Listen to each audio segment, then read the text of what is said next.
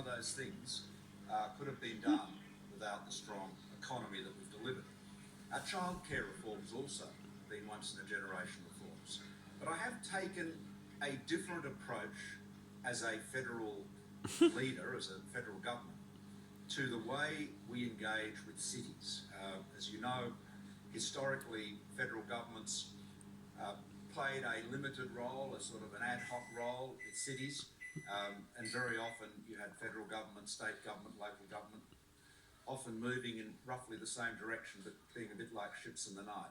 The City Deals program has been a real innovation, a very, very welcome reform and working very well, enabling the first time to see federal government money systematically going into work in partnership with communities so that you agree on what your vision is and then get on and do it.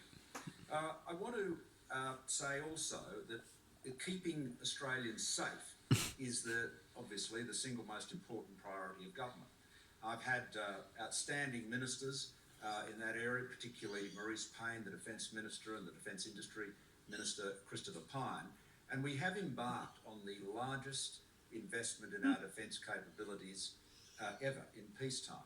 And of course, it's not simply a matter of ensuring that our men and women in the ADF have the capabilities both to give them the force they need and to ensure that they are safe in all of the circumstances they're engaging in, but it also is part of an agenda to ensure that defence industry, these advanced industries, provide the lead, the opportunities to build the Australian economy. It is all part of our economic plan. Clearly, as Prime Minister, I've had a great deal to do in terms of our international agenda.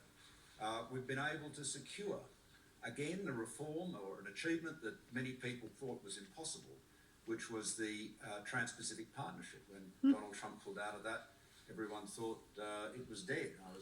I was mocked, as you know, by some for keeping at it, but we managed to secure the TPP-11, Trans-Pacific Partnership continued.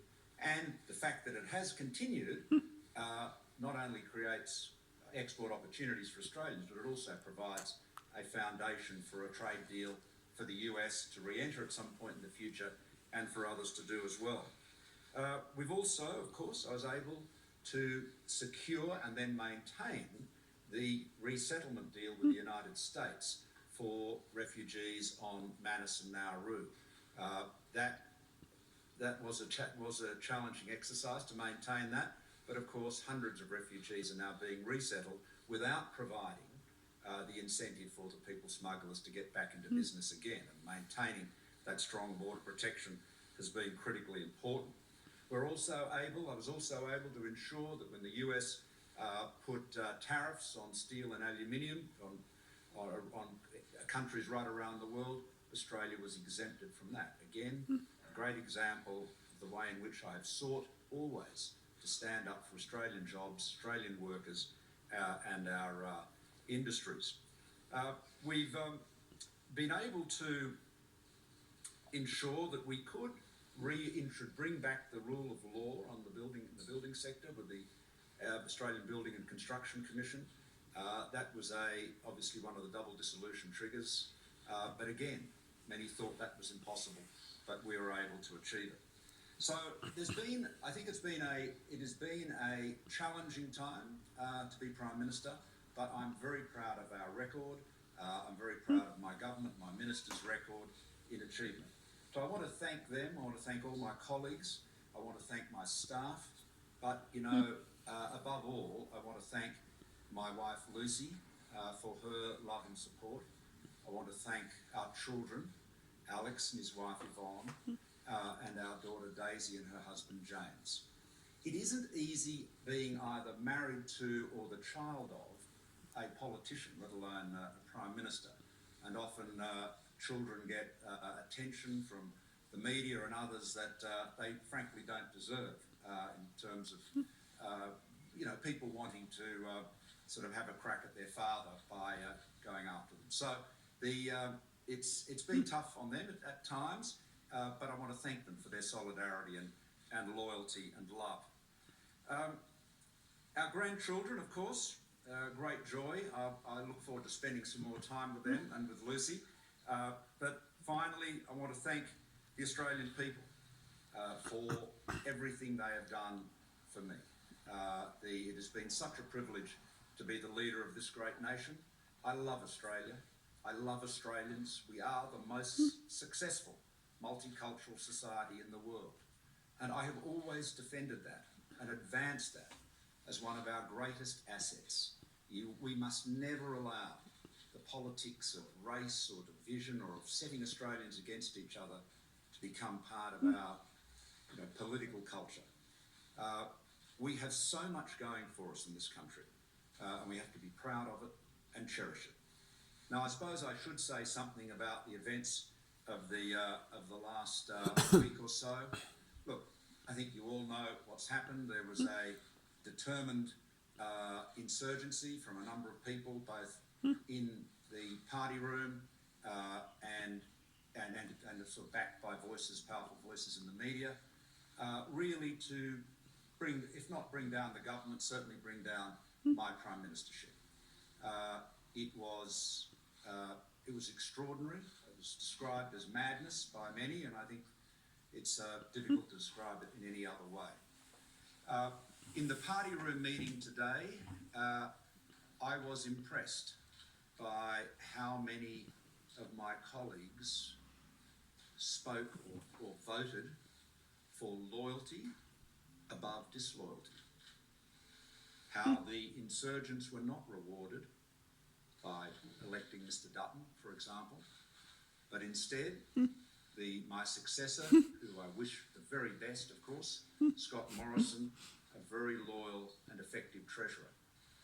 I want to thank him and of course for his great work, but above all I want to thank Julie Bishop. She is a very dear friend. We've been friends for over 30 years, which we sometimes wonder whether we should remind people of that. But nonetheless, she's a very dear friend. She's been an extraordinary foreign minister.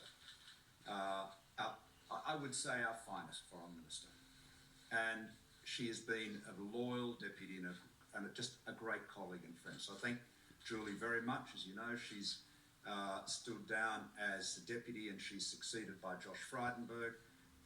And again, I wish Josh all the best. He's been a very loyal and capable minister. So that is what I have to say to you today. I'm happy to take some questions. No, hang on, 1 minute. Just now, you can't all talk at once. And I'm going to, given that I'm about to no longer be the Prime Minister, I'm going to ask Laura Tingle to ask me a question.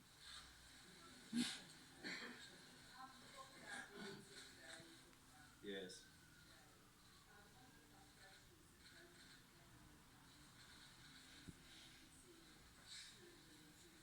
To the Conservatives and to the right. Do you regret doing that, given that they came for you anyway?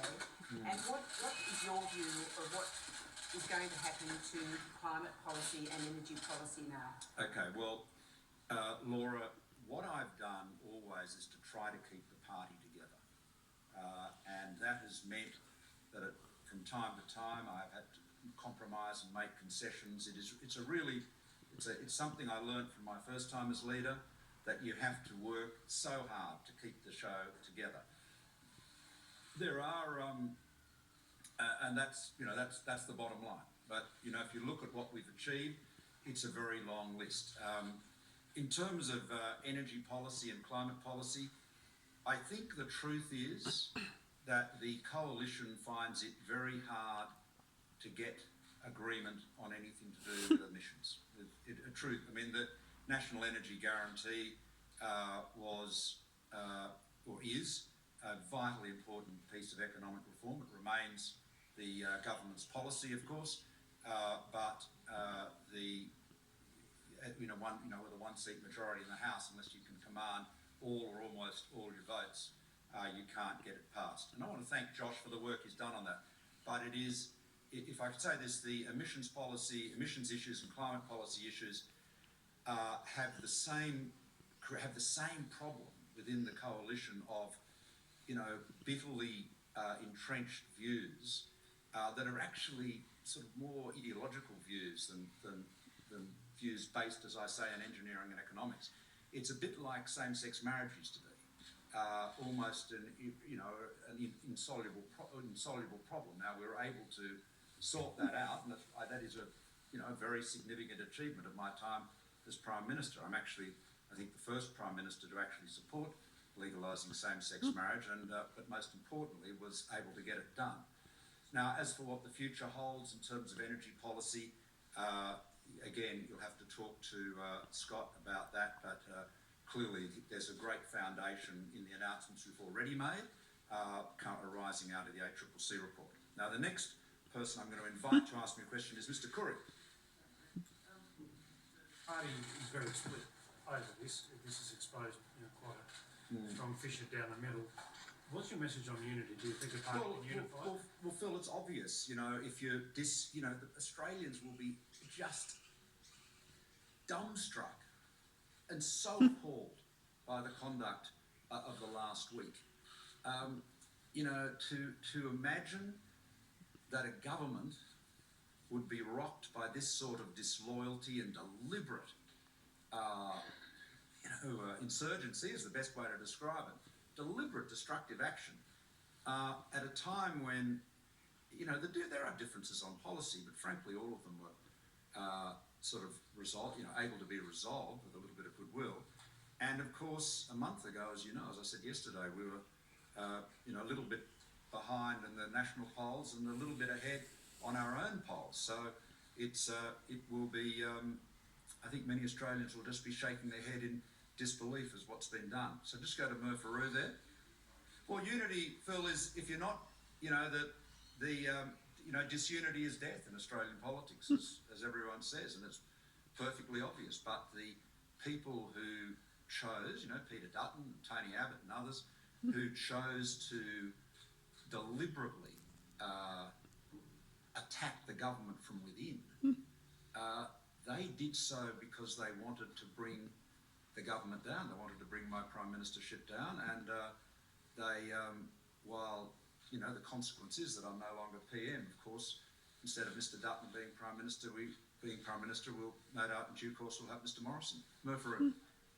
So many questions, but I have to ask. We have plenty of time to ask them in the future. No, but I have to ask this one for news purposes because we all need to know. You did tell us yesterday that you intended to exit the parliament. Yes.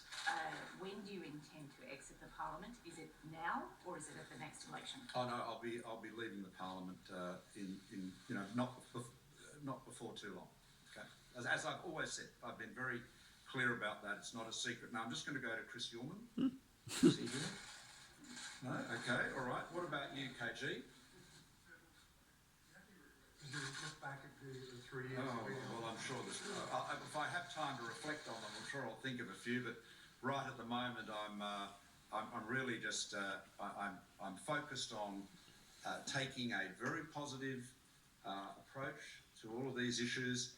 I think I've got great optimism for Australia. I'm proud of the achievements of the government. I'm proud... When I talk about my team in my office,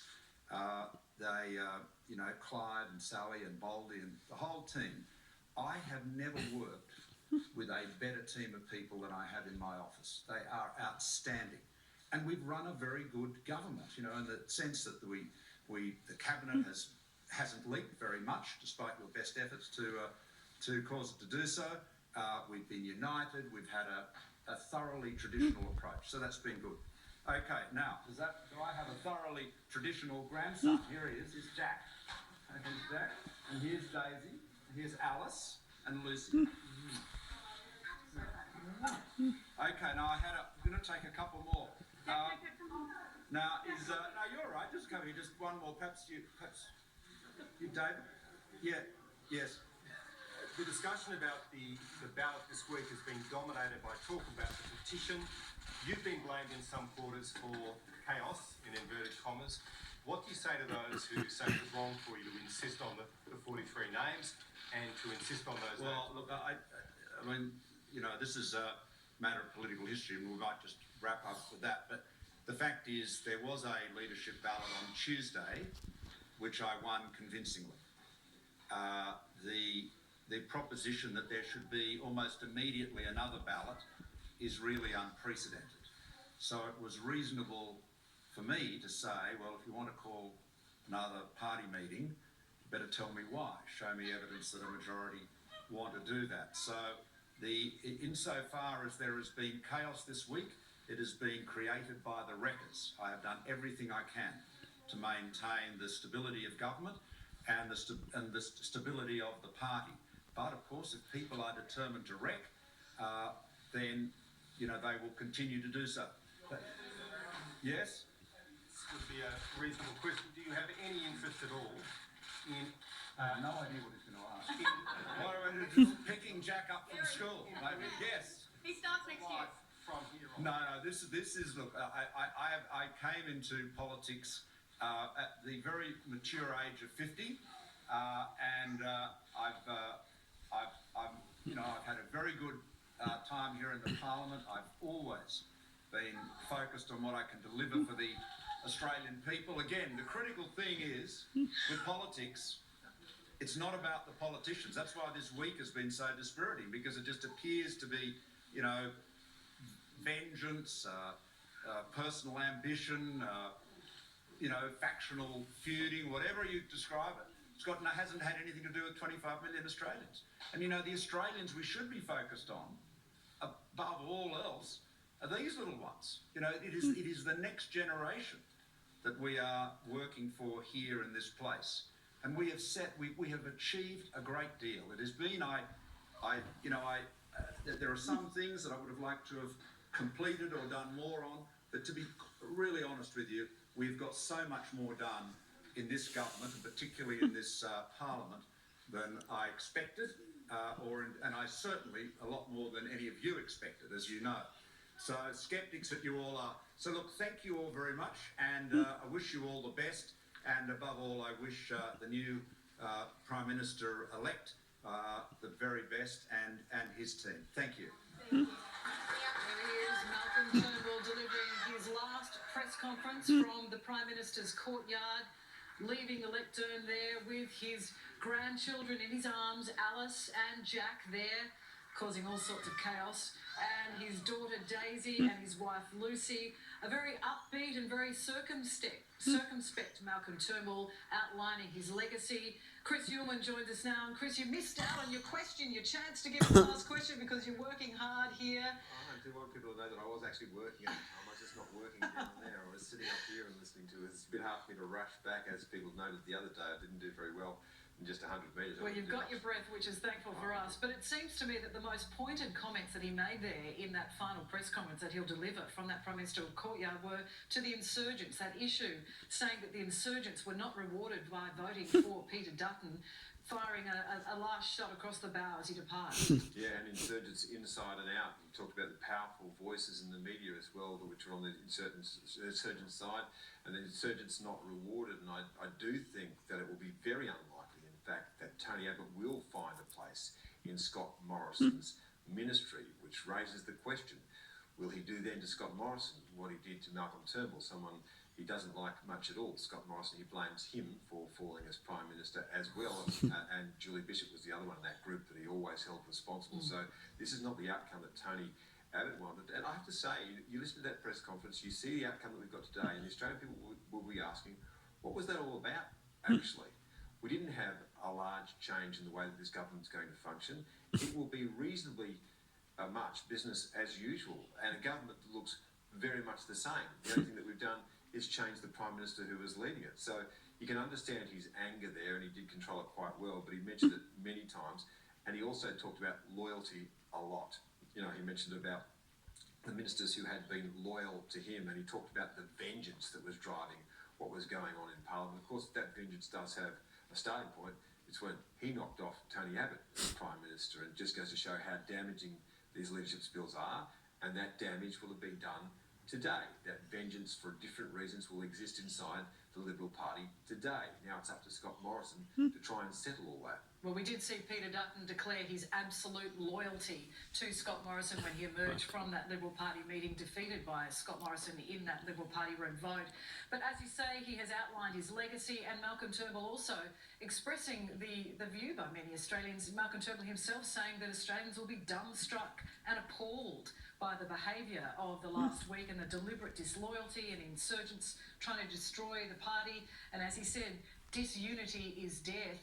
But he didn't outline, though, Chris, the exact time frame for when he will depart from Parliament. He basically said before not too long. Yeah, no, I don't think that's settled, because he will be trying to help Scott Morrison. So it might be that he lingers a little bit longer to push out that deadline of when that by-election is held, so that at least, you know, while he's gone, it makes it just that much easier for Scott Morrison that he doesn't have some outlier. Christine Foster has been mentioned as someone who might come in as an independent, create even more difficulties for Scott Tony Morrison. Abbott's sister. Yes, exactly. So we're trying to help there. Look, these are the things that I think were absolute little digs along the way in what he was talking about. One of the first things he said was he led a progressive Liberal government. Of course, that was the thing that drove those in the right of his party absolutely mad, because they didn't think that this is what this was all about, that he didn't represent their values. But I've got to say, one of the things about the Turnbull government which constantly came back to me is it's a government of lists. The heart is all squeezed out by the mind. The Prime Minister can list quite a number of things that he's done, but they're all quite dry. You know, it's always, we've got a strong economy, and that's the basis for everything. Well, jobs and growth, jobs. the mantra that he recounted again. Absolutely. Jobs growth, tax reforms, infrastructure. He did talk about same-sex marriage, of course, and the redress that's been offered to others. But, you know, it is basically a shopping list. This is the problem with the Turnbull government. How would you define it? How will history define the Turnbull government? What was its central driving purpose? What was the philosophy that drove it? What exactly was it? And I think that's the problem that Scott Morrison's got to address. You don't capture people's hearts and imaginations by yelling or talking about jobs and growth. You have to have something beyond that. I think that's something that Bill Shorten actually does get, and something that the Liberal Party hasn't got, and something that Scott Morrison's going to find. And we're expecting to see him, I'm told, around about 3 p.m. Yeah, we are expecting Scott Morrison to address the media at that point. It was interesting, though, from that press conference from Malcolm Turnbull, though, the comments about the success of a multicultural nation. I thought that was, again, another dig at the push to drive the party further to the Conservative right. And it was almost as though a comment to Scott Morrison on the way out. Be careful that you don't take it too far. Chris?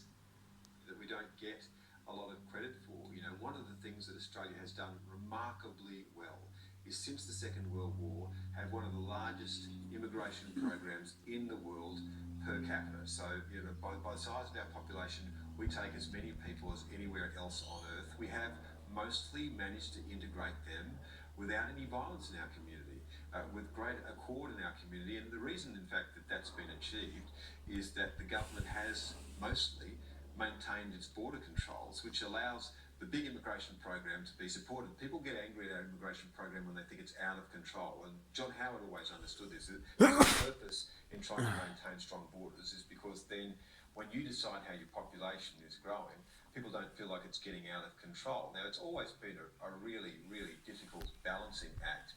And it is a successive, it's a great achievement for Australia. Now, Malcolm Turnbull has always been passionate about that and mentioned that again today, and I'm sure that he would feel that that might well come under assault if the Australian government shifted any further to the right. All right, Christian, well, we might take a short break there. As we head towards the top of the hour, we are expecting, as you mentioned, to hear from the Prime Minister-designate, Scott Morrison, at the top of the hour at 3 p.m. We'll cross back to Canberra for more right after this.